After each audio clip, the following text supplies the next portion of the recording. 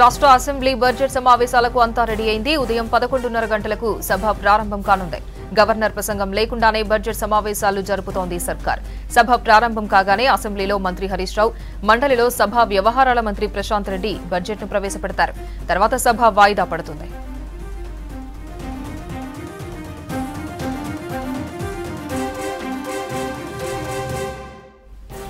గతేడాది 2,30,000 కోట్లతో బడ్జెట్ ప్రవేశపెట్టిన ప్రభుత్వం ఈసారి 2,65,000 కోట్ల నుంచి 2,70,000 కోట్లతో బడ్జెట్ ప్రవేశపెట్టనున్నట్లు తెలుస్తోంది. దీంతో గతేడాది కంటే 35,000 కోట్ల బడ్జెట్ పెరగనుంది.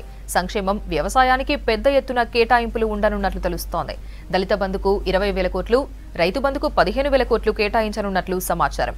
ఆసరా పెన్షన్లకు 14,000 కోట్లు, విద్యుత్ సబ్సిడీలకు 11,000 కోట్లు కేటాయించనున్నారు. మొత్తంగా పథకాలకు 1,50,000 కోట్లు, నిర్వహణ వ్యయం 1,10,000 కోట్లు కేటాయింపులున్నట్లు తెలుస్తోంది.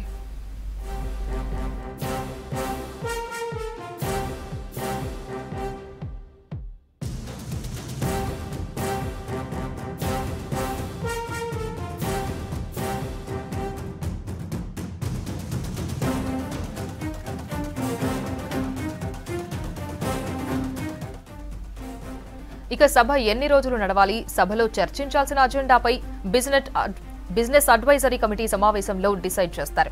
రాష్ట్ర ప్రభుత్వం ముందస్తు ఎన్నికలకు వెళ్లనుందనే ఊహాగానాలతో ఇదే చివరి ఫుల్ బడ్జెట్ అని చెప్తున్నారు. సభను కనీసం 10 రోజులైనా నడపాలనే అభిప్రాయం అధికార వర్గాల్లో ఉంది. భారీగా ఉద్యోగాల భర్తీకి అవసరమైన కార్యాచరణ ప్రకటించే ఛాన్స్ ఉంది.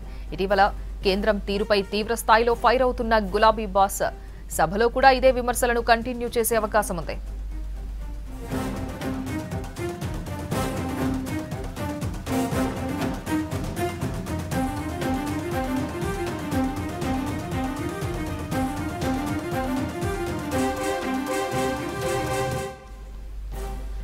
బీజేపీ, కాంగ్రెస్ కూడా బడ్జెట్ సెషన్స్ కోసం చాలా కసరత్తు చేశాయి.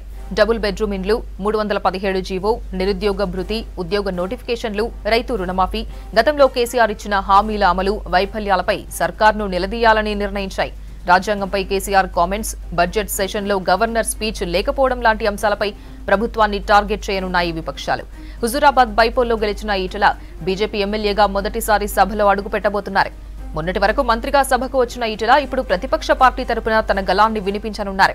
ఈటెల లేవనెత్తే అంశాలపై అధికార పార్టీ ఎలా రియాక్ట్ అవుతుందన్నది ఆసక్తిగా మారింది.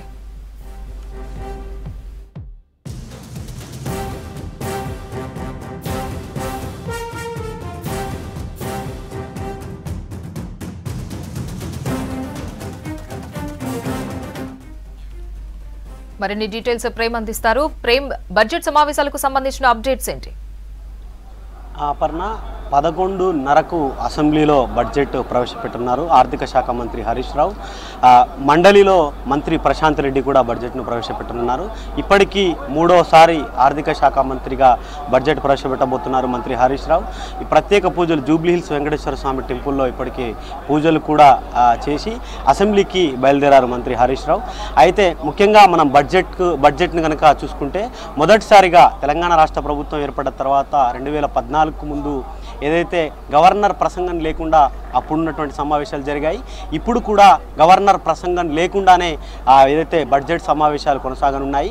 ముఖ్యంగా ప్రొరోగ్ అంశాన్ని ప్రభుత్వం ముందుకు తీసుకొచ్చి గవర్నర్ ప్రసంగం లేదు అని చెప్పేసి కంటిన్యూ సెషన్స్, ఆ పాత సెషన్స్కి ఇప్పుడు కంటిన్యూ సెషన్స్ జరుగుతున్నాయి కాబట్టి ఇప్పుడు గవర్నర్ ప్రసంగం అవసరం లేదని చెప్పేసి మంత్రులు కూడా చెప్పినారు. దానికి గవర్నర్ కూడా ధీటుగా ఏదైతే సభా సాంప్రదాయాలను పాటించాల్సిన అవసరం ప్రభుత్వానికి ఉంది, కానీ ప్రభుత్వం మాత్రం అట్లాంటి సాంప్రదాయాలను పాటించలేదు అని చెప్పేసి గవర్నర్ కూడా దానికి సమాధానం ఏదైతే మంత్రులు ఇచ్చినటువంటి, ప్రభుత్వం ఇచ్చినటువంటి దానికి సమాధానం కూడా గవర్నర్ చెప్పారు.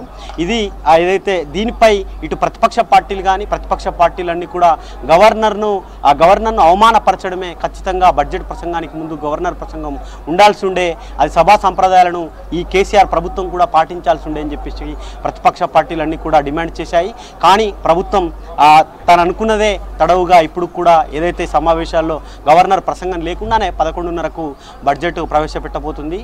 ముఖ్యంగా ఇది ఈ ఒక అయితే బడ్జెట్ విషయానికి వస్తే మాత్రం గతంలో ప్రభుత్వం ఎప్పుడు కూడా వాస్తవిక బడ్జెట్ను మాత్రం ఎప్పుడు ప్రవేశపెట్టలేదు. ఇప్పుడు ప్రవేశపెట్టే బడ్జెట్లో కూడా గతంలో 2,30,000 కోట్లకు పైగా బడ్జెట్ ప్రవేశపెట్టింది. ఇప్పుడు కూడా 2,50,000 నుంచి 2,70,000 కోట్ల వరకు కూడా ఉంటుందని చెప్పేసి కొంత అంచనా అయితే ఉంది. ఇప్పుడు ప్రభుత్వం కొత్తగా ఏదైతే 2018 నుంచి ఇప్పటి వరకు ఇచ్చినటువంటి ఎన్నికల హామీలు కానీ ఇదే ఈ ప్రభుత్వానికి రెండోసారి టీఆర్ఎస్ ప్రభుత్వం వచ్చిన తర్వాత ఈ బడ్జెటే ఫైనల్ బడ్జెట్ కాబోతుంది, నెక్స్ట్ వచ్చేది ఓటాన్ అకౌంట్ బడ్జెట్ అవుతుందని చెప్పేసి కూడా కొంత ప్రచారం అయితే జరుగుతుంది. చూడాలి మరి 2018 నుంచి ఇప్పటి వరకు ఇచ్చినటువంటి ఎన్నికల హామీలు దాదాపు 3 ఏళ్ళు గడుస్తున్నా కూడా ప్రభుత్వం ఇచ్చినటువంటి ఎన్నికల హామీల్లో ఒకవైపు నిరుద్యోగ భృతి కానీ డబుల్ బెడ్రూమ్ల ఇండ్లకు సంబంధించి ఏదైతే పేద మధ్యతరగతి వాళ్లకు 5 లక్షల నుంచి 7 లక్షలు ఇస్తామని చెప్పి ప్రభుత్వం చెప్పింది కానీ ఎన్నికలు అయిపోయి 3 ఏళ్ళు గడిచినా ఇప్పటివరకు అయితే ఆ ఎన్నికల్లో ఇచ్చినటువంటి హామీలను ఒక్కటి కూడా అమలు చేయలేదు. ఇది ఏదైతే ప్రభుత్వం ముందస్తు ఎన్నికలకు పోతుందని చెప్పి కొంత ప్రచారం అయితే జరుగుతుంది. కాబట్టి ఈ బడ్జెట్ సెషన్లోనైనా ఈ వీటికి కొంత నిధులు కేటాయిస్తారని కొంత ప్రచారం అయితే జరుగుతుంది. చూడాలి. అయితే కొత్తగా ఏదైతే ఇప్పుడు 10,000 కోట్లకు పైగా బడ్జెట్ ఉంటుంది. ఏదైతే డబుల్ బెడ్రూమ్లకు సంబంధించి ప్రభుత్వం 2 లక్షలకు పైగా హామీ ఇచ్చింది కానీ కట్టలేదు. కాబట్టి ఏది గ్రామాలకు 5 లక్షలు, అర్బన్ మరియు పట్టణాలలో 7,50,000 వరకు ఇస్తారని చెప్పేసి కొంత ప్రచారం అప్పుడు ఆర్థిక శాఖ మంత్రి అసెంబ్లీలోనే ప్రకటించారు. చూడాలి మరి ఈ బడ్జెట్లోనైనా వాటికి కేటాయిస్తారా లేదా.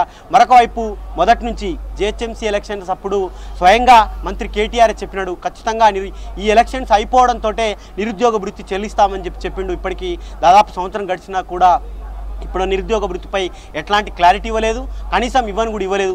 ఈ బడ్జెట్లోనైనా నిరుద్యోగ భృతికి కేటాయిస్తారా లేదా చూడాల్సి ఉంటుంది. ముఖ్యంగా ఏదైతే కొత్త పెన్షన్లకు సంబంధించి కూడా ప్రభుత్వం మొదటి నుంచి చెప్పుకుంటూ వచ్చింది, మొన్న చేసింది కానీ కొన్ని ప్రాంతాల్లో కొంత మేరకు ఇచ్చింది కానీ మొత్తం రాష్ట్ర వ్యాప్తంగా ఉన్నటువంటి వారందరికీ కూడా ఎవరికి లేదు. కొత్తగా ఈ బడ్జెటే రెండోసారి ప్రభుత్వం ఏర్పడిన తర్వాత ఈ బడ్జెట్ ఫైనల్ బడ్జెట్ కాబట్టి చూడాలి ఇంకా కొత్త పథకాలు ఏమేమి ఉంటాయని చెప్పేసి కూడా కొంత ప్రచారం జరుగుతుంది. మరొక వైపు మన ఊరు మన బడి కార్యక్రమానికి 7,200 కోట్లు ఖర్చు పెడతామని చెప్పి ప్రభుత్వం చెప్పింది. దాంట్లో భాగంగా 3 ఫేజుల్లో మొత్తం రాష్ట్రంలో ఉన్నటువంటి అన్ని స్కూల్స్ని ఆధునీకరణ చేసే విధంగా ఈ బడ్జెట్ ఉంటుందని చెప్పేసి కూడా చెప్పడం జరిగింది. ఇది బడ్జెట్కు సంబంధించింది. అయితే మరొక వైపు ప్రతిపక్ష పార్టీలు కూడా ప్రభుత్వం ఏదైతే ముందస్తు ఎన్నికలకు పోతుందనే ఒక ప్రచారం జరుగుతుంది. కాబట్టి ప్రతిపక్ష పార్టీలు కూడా అదే స్థాయిలో ఏదైతే రాష్ట్రంలో ఉన్నటువంటి నిరుద్యోగ సమస్య కానీ ఉద్యోగాల భర్తీపై ప్రతి బడ్జెట్ సెషన్లో ప్రతి అసెంబ్లీ సమావేశంలో జరిగిన ప్రతిసారి కూడా ప్రభుత్వం త్వరలో ఉద్యోగాల భర్తీ అని చెప్పేసి ముందు చెప్తూ వస్తుంది. కానీ ఇప్పటివరకు ఉద్యోగాల భర్తీపై ఎట్లాంటి క్లారిటీ ఇవ్వలేదు. ఈ సమావేశంలోనైనా ఖచ్చితంగా ఉద్యోగాల భర్తీపై క్లారిటీ ఇవ్వాలి, ఉద్యోగాల భర్తీ చేపట్టాలని చెప్పేసి ప్రతిపక్ష పార్టీలు కూడా డిమాండ్ చేయనున్నాయి. మరొక వైపు ప్రభుత్వమే 2018 తర్వాత చెప్పింది నిరుద్యోగ భృతి ఇస్తామని చెప్పి ఈ బడ్జెట్ సెషన్లోనైనా నిరుద్యోగ భృతికి కొంత బడ్జెట్ కేటాయించి నిరుద్యోగులందరికీ కూడా ఏదైతే నిరుద్యోగ భృతి ప్రభుత్వం ఇస్తామని చెప్పిందో అది కూడా ఇవ్వాలని చెప్పేసి మరొక వైపు చెప్తున్నారు. మేజర్గా మొదటి నుంచి ధరణి ఏర్పడి దాదాపు సంవత్సరం పైగా గడుస్తుంది.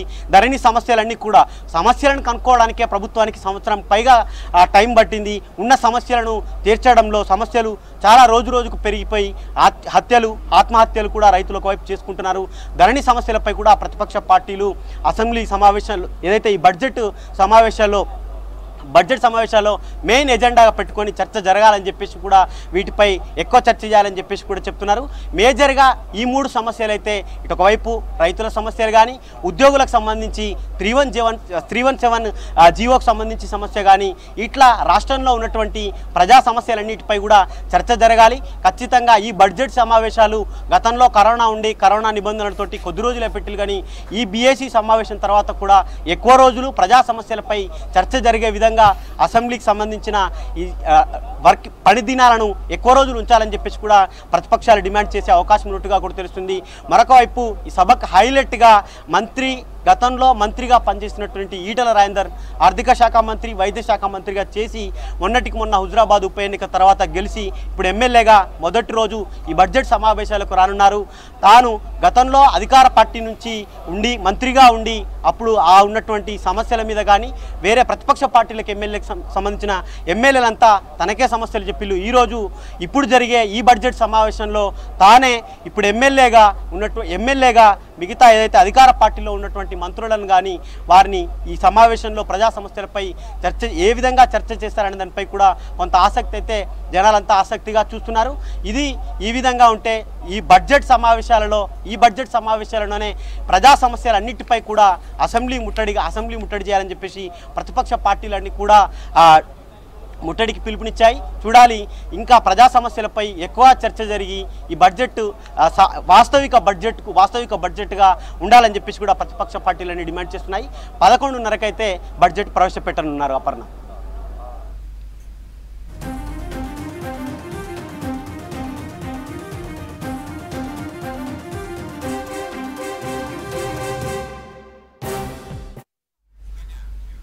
షార్ట్ బ్రేక్ తీసుకుందాం. Stay tune.